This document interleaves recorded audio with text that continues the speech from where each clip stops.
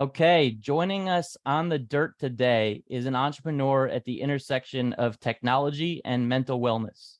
His passion for these subjects and belief in himself led him to liquidate all of his savings and buy out the original founders of his current company, which creates music to enhance how you focus, relax, and sleep. In today's conversation, we're going to go all in on operations, from creating systems in the company to creating systems for personal productivity. So without further ado, CEO of Brain.fm, Dan Clark, welcome to the dirt. Hey, Jim, thanks for having me. Yeah, man, thanks for being here. So you have done some pretty cool things throughout the course of your career, but most notably, you guys are doing some great things at Brain. Do you mind just telling the audience a little bit about what you guys are up to? Yeah, sure. So Brain FM makes music combined with neuroscience to basically change the patterns in your brain to unlock flow state or better relaxation or sleep.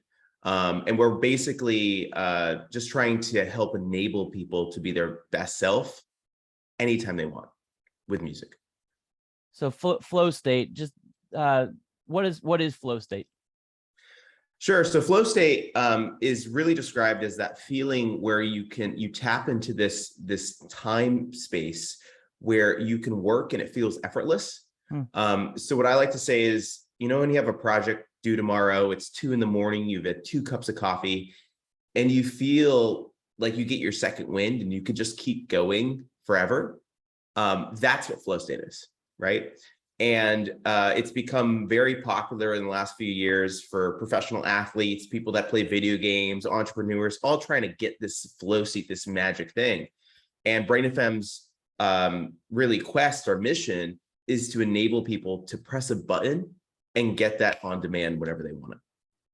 So I'm just listening to, or I'm going for my morning coffee, right? My morning iced coffee. And Yep. I'm just chilling, thinking about my day. I throw on these headphones and immediately it helps me to concentrate and focus on planning out my day.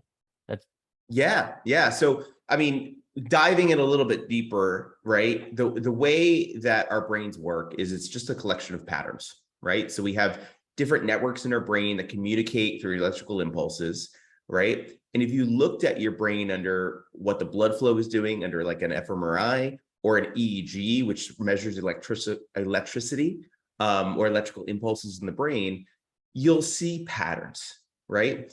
And if you look at people, whether it's monks meditating in deep spaces or people in flow state or people in relax, all those patterns are different, right? And what we do is we actually have patented processes that modulate amplitude frequencies. So it's a little bit different of like binaural isochronic tones, different technology. We could dive into that. But basically, we're changing amplitude, which is a direct pattern inside the music. And when you're listening to that music, your brain decodes sound into electrical impulses. And then what happens is we're able to basically create that pattern in your brain, and it helps you shift from waking up and having a nice coffee to that deep focus mode that you want to unlock faster.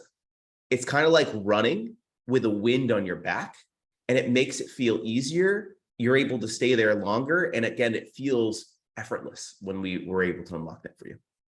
wow, that's really cool, man. Yeah. I see why you put your whole savings into this company. I mean, just a little bit, like, so I dropped out of high school. I was always told like, this isn't my thing. I basically for the longest time struggled with focus. I used to work from 10 p.m. to 4 a.m. almost every night, chasing that flow state, right?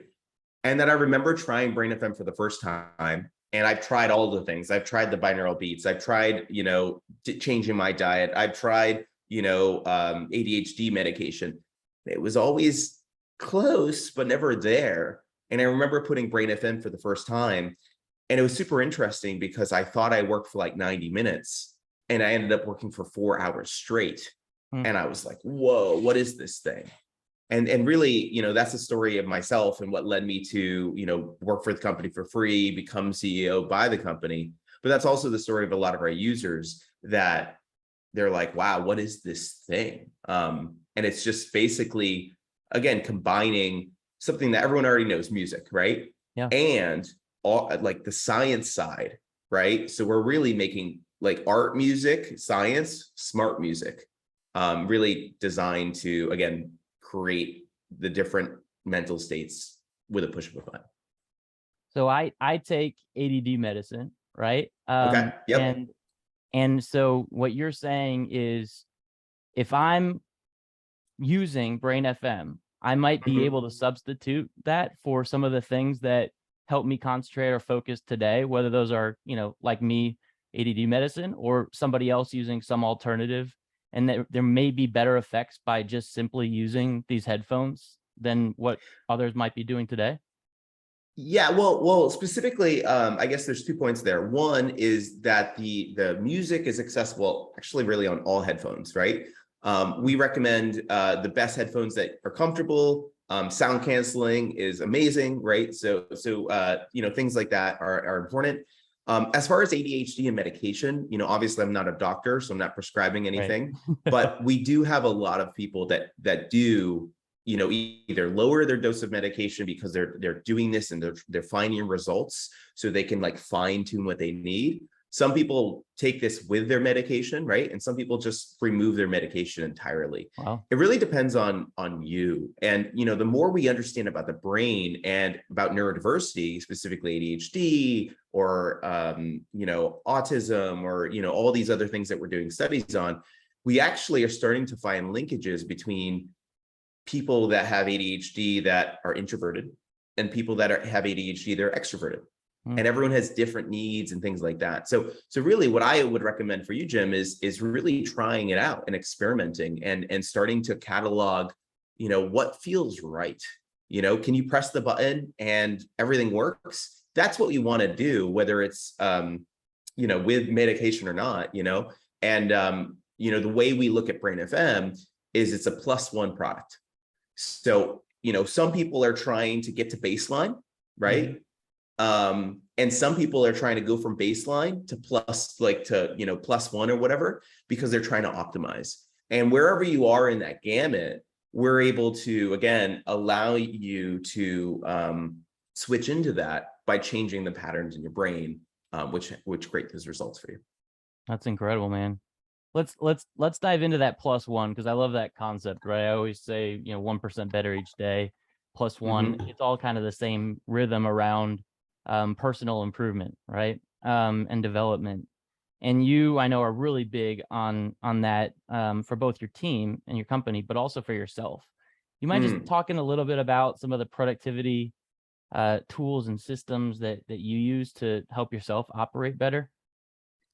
Yeah, I use quite a few of them. One thing I do love about Brain FM is that this is such in line with my personal values, as you were mentioning, Yeah. because it's really just about how do we be better? How do we improve? So, 1% better every day reminds me of something we use internally in the company, and I do for myself, which is Kaizen, which is that Japanese word of constant, never-ending improvement. Yeah. And I remember hearing that probably 15 years ago and kind of adopted that. Yeah, so as far as productivity tools and really hacking or going to the next level, right? Obviously, Brain FM is a huge component for me. I've been working at the company now for 6 years, and I still use Brain FM every single day. Before this call, just to like align my mind and get it ready, I put Brain FM on for half an hour and just kind of jot down things. So that's a huge part of my arsenal. I think when I look at tools, I look at 3 categories of tools. I think of mental models, right? I think of actual digital tools or assistants or something like that, which we could talk about, which is like Notion, calendars, etc. And then I also think of diet / nootropics that you can take for those. And I guess we'll go in reverse order probably, because that's the level of information there. But if we start with like nootropics, there's tons, and you can go into biohackers and you can do, and I've done that before, right? But I actually find that the biggest effects that you can have long term is something as simple as doing caffeine, right? and L-theanine, which is in tea. So if you're not a tea drinker and you still want the benefits of that, of being able to get some focus, but also being able to stay regulated and not get jittery, you can take some L-theanine, and that really helps you kind of stay even keel while you still get the benefits of caffeine, right? Mm-hmm. So things like that are interesting. How you're eating really helps. If you're eating a bunch of pasta before bed, or if you're not eating healthy, that does affect your focus and productivity, right? A lot of people sometimes are looking for the tools, but it's the full ecosystem which really helps us on that. So that's some stuff I would just say that's some curiosity that people can experiment with. Obviously, we can expand on that further. And then as far as tools, I think big tools that I'm using are things like ClickUp, task management softwares, things like that, as well as Notion, and creating systems inside of that for really like, how am I, working through life, right? And then the final thing, the biggest part is really just mental models of how to approach things, right? So, I personally use a lot of those. One of those, one big thing that I follow is epic planning, right? So kind of like a steal from developers, where what happens is you want to do really big things, right? The biggest, I think, thing that I've learned is taking a really big item and chunking it down into different things. There's a saying that, how do you eat an elephant? It's one bite at a time, right? And what you do is you take this really large goal you want to do. Maybe it's build a company, right? And then you subdivide that into maybe, years, into quarters, right? And then what we do is we break that down even further into something called epics, which is like a 6-week sprint, like an all out go. And the way I organize my life is basically I look at it and I say, what do I want to do for the next 6 weeks that aligns me to the next, year, or the next quarter, or whatever.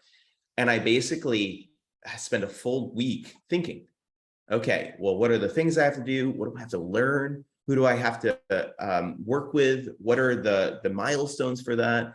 And then I put that into like a formula, into basically a 6-week program for myself. And then I turn my brain off and I go and I start building that, right? And obviously things come up during the week, but what I'll do is I'll actually review that system. So I put all of my heavy tasks on like a Monday or Tuesday. And then I start the week and I end the week and I say, hey, what do I accomplish this week? What can I make better? And I'm constantly trying to improve that. There's a lot of other kinds of things that you can do. And I'm sure a lot of your listeners have heard this, but like, you do your hardest tasks in the beginning of the day, right? That's where your energy is the most, but it's also the same thing in the beginning of the week, because by the time Friday morning comes around, right, you're already kind of thinking about the weekend, right? And the goal really, especially, as entrepreneurs, we basically just have a finite level of energy, right? Even if you use Brain FM, I can't give you focus mode for 24 hours a day. There's limits to it, right? And what we need to really do is do energy management throughout the week.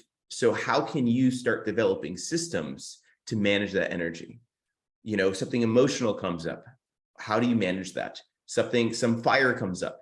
When do you address it? How does it escalate to you?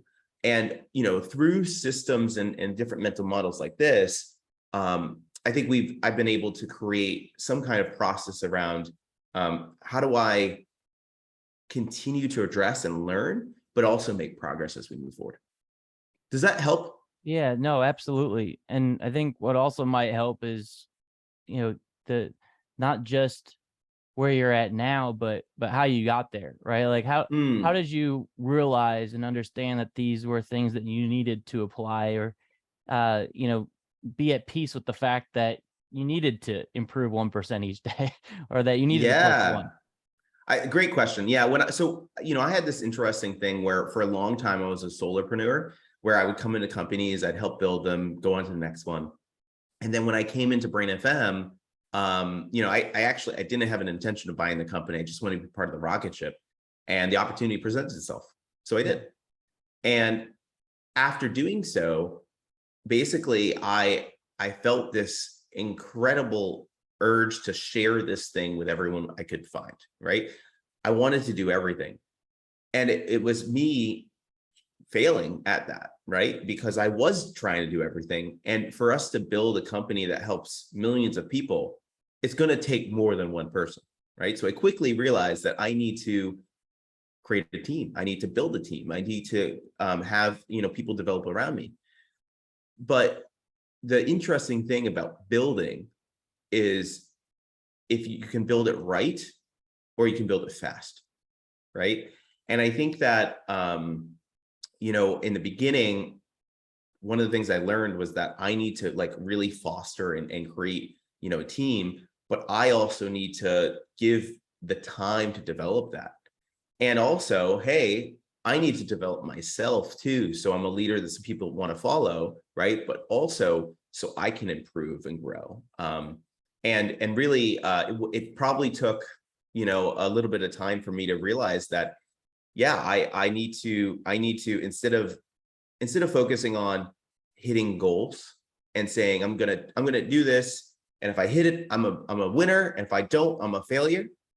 I started switching my mindset to I just want to make progress. Yeah. Right. And then, after you start understanding that the goal is not to necessarily, pick some goal out of the atmosphere and be like, yeah, I'm going to sell 100 people today. Right.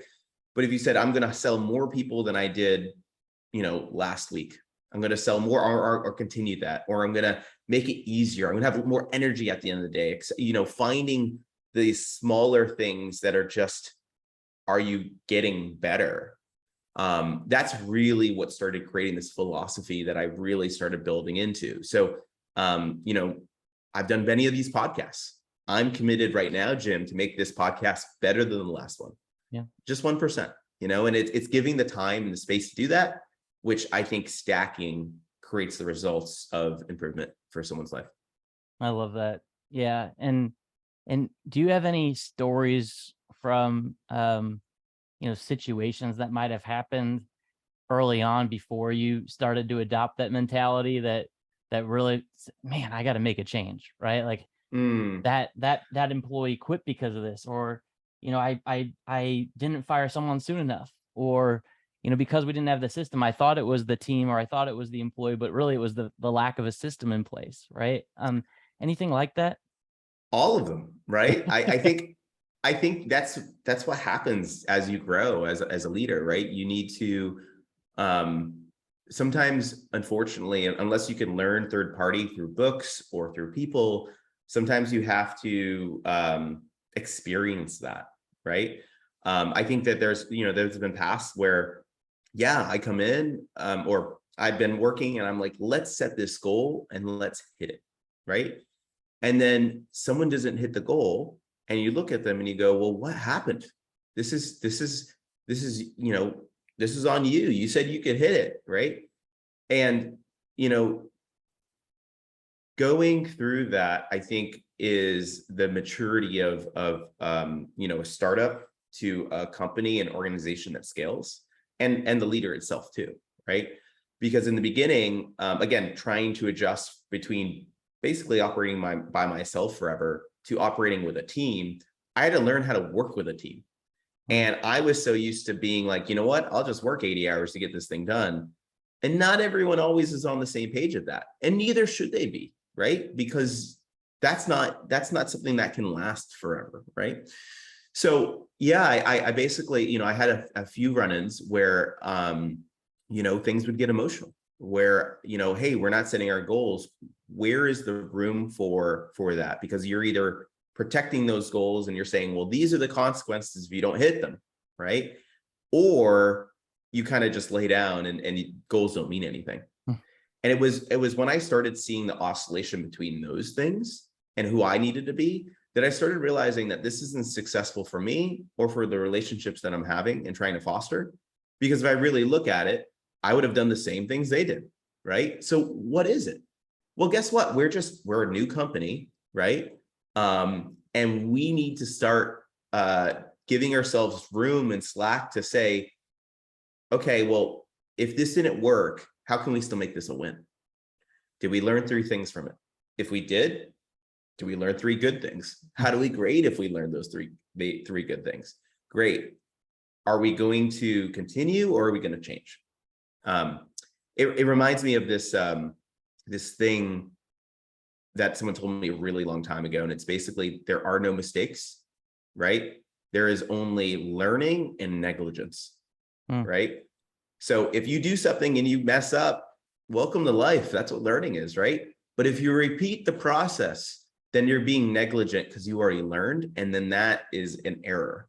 And that's something that, I also try to live by a little bit, where, yeah, like, we're here, let's learn, great. Let's not learn again. It's too costly. Yeah. In addition to those 6-week sprints that you guys have around the epics, do you have any longer term systems in place that kind of help to rally folks around more of a long-term vision as well? Yeah, we do. So I'm very big on abstraction levels. And we could talk about that maybe on maybe next. But the way I kind of think about it is it's Google Street View, where you have the highest level possible, right? So you're like, what planet are we on, right? And then as you zoom into Google Street View, you go all the way down to what brick is on this building, right? And I think that when we zoom up the highest way, we go, why does Brain FM exist, right? And I'm just using Brain FM as an example, but fill in your own organization, right? So if I put into one word, Brain FM exists for enablement. We're trying to enable people to be their best self, and whatever that means for them, with the push of a button, right?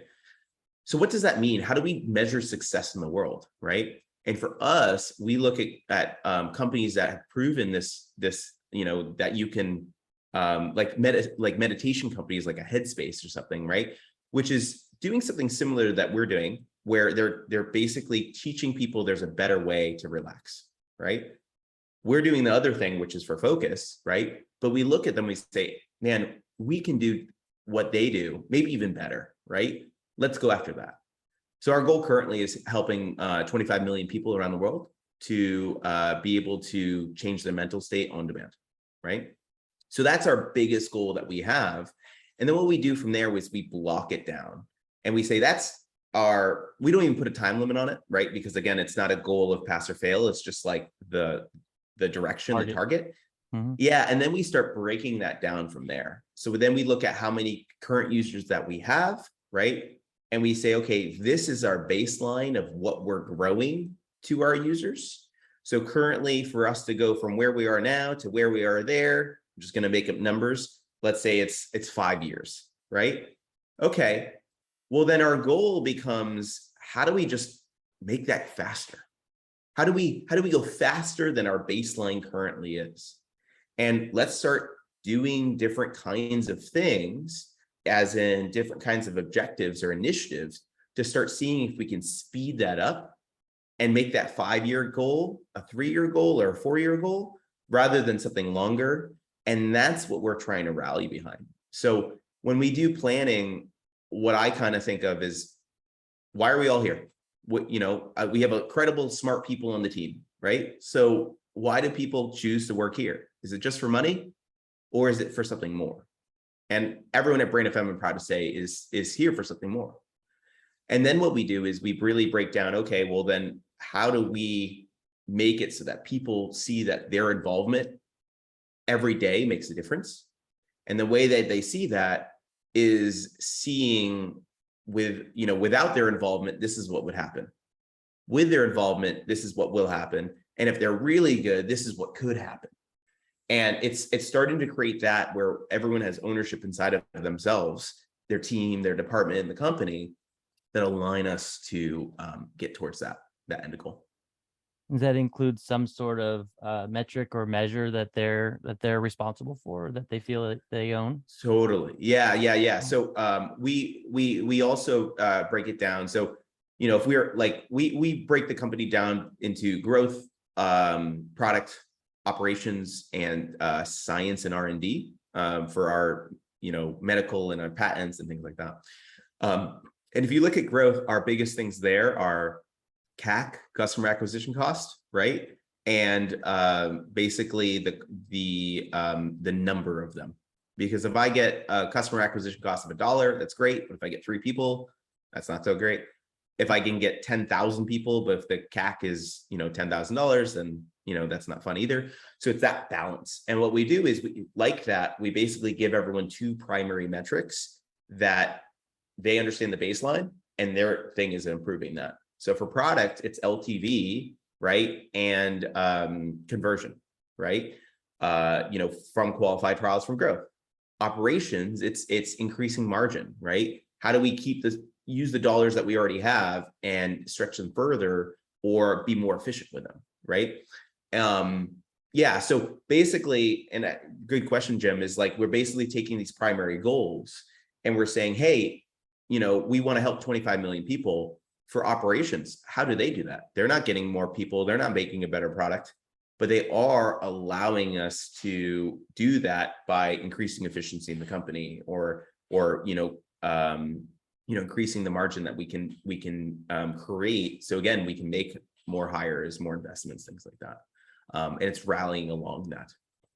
That's great, man. Yeah, it's so important that people have Yeah. some form of ownership of the plan. It took a really long time to figure it out. Like, I think the biggest breakthrough for me has been just like alignment, right? So, everyone has different intentions, everyone has different motivations, right? We may want to be building a company because we want to help and change the world, but not everyone may want that, right? And it took me a long time to figure out, like, that is completely okay, right? But how do you align their specific goals? Like maybe you have someone in the company that wants to start a family and their biggest goal is job security, right? Does that mean that they can't work for you? No. But how do you make sure that they feel like they are getting job security and they're able to start a family inside of your company by achieving their goals? And by achieving those goals, an after effect is, oh yeah, and I also helped build this company that helped 25 million people. And it's aligning all of those together, which are starting to have us move with building company. Do you use any sort of tools that facilitate that journey around KPI tracking, or do you guys do most of that manually or through Excel? We do it primarily through Excel. We're basically doing it manually, but we've taken a lot of the stuff that we do and we break it down by simplification. So we have this principle inside the company, and it's called C. Like, do you see it? Simple, easy, effective, right? So everything we do inside the company, we know that has to be that. So every 6 weeks, actually, in those epics, we do scorecards. And in those scorecards, we basically have personal objectives, right? Like you're the lead of product. These are your objectives that you have. And then you have team objectives, right? These are the ones that you participate in. And then what we're looking for is not necessarily, are you hitting the mark? Are you crushing it? Are you passing or failing? It's more of, how do you feel like you're doing? Red, yellow, green, right? And then what happens, so they go through it, and then the manager, their direct report, does red, yellow, green. And then we have notes. And basically we have systems like this to say, okay, this is the objectives we have for the organization. How are you fitting in that? And we found through making it simple and easy that we're able to have really good conversations way more often than waiting until someone turns red and explodes, or someone is so bored because everything's green, right? The magic is, we want someone to be like a lime green, because if everything's like, oh yeah, green, green, green, I'm not challenged at all, what's the point, right? So we're always having better conversations, which are then allowing us to challenge people, but not challenge them so much where they burn out at this. That's great. So much knowledge around systems today, Dan. Thank you so much for sharing those. At the end of every show, we do this Founder 5, which is essentially just 5 quick hit things that teach us about all things growth. So I'm just going to rock right through those real quick, and then we'll close Let's this do off. it. All right. So number 1 is the top KPI or metric, which you've already shared some, that you are relentlessly focused on. Retention. Love it. Top tip for growth stage founders like yourself. Don't give up. Hell yeah. Yeah. Don't give up, all caps. Yeah. Passion, pursuit, it's hard. It's worth it. Keep pushing. Favorite book or podcast that's helped you grow? So many books. I think it's the 15 principles of the 15 principles of conscious leadership. 15 Somewhere principles around of here. conscious leadership. Yes. It's either 15 or 10. But yeah. Perfect. Yeah. Just looking for it. All right. What actor would play you in a movie? Probably Matt Damon, because I used to be called him when I was growing up. Nice. Love it. Yeah. And finally, what's going to be the title of your autobiography when you look back and have achieved everything you set out to? Perseverance. Love it. Simple, sweet. C. Love it. All right, man. Well, I know you gave me the offer about, which I'm going to take you up on, of 20% off for some of your flow state, awesome Brain FM technology. Can I offer that to the audience as well? Yeah, of course. Okay, awesome. We'll just get a link added to the show notes for you guys. And I encourage you to take Dan up on this offer. I know I will be. And again, Dan, thank you so much for giving today. And if there's anything that, self-promotion of some sort that now's the time for it, how can those listening help you out? Yeah, honestly, I mean, my quest right now is it's not about me. It's about what we're building. We get thousands of people that write in every week that say, hey, this changed my life. Right. And what we're really trying to do is build a product around helping people. So if you like it, I mean, give it a shot, try it, put it on for 5 minutes, and you'll see some really amazing things happen. But if you love it, share it with a friend. You can give that discount out, that code to them as well. But we're really just trying to enable people and help. And it's not just me that's going to do that. Awesome, man. On that note, closing us off, if listeners want to get in touch with you, what's the best way to do so? They can reach out. They can just shoot me an email at dan@brain.fm. And I'm happy to reply there. Awesome. And it's brain.fm, right? Brain.fm, correct. Perfect. All right. Thank you so much. And I'm sure audiences has loved listening to all the great knowledge you spit out. And thanks for joining us today, Dan. Thanks, Jim. It was a pleasure being here. Take care, man. All right. Cheers.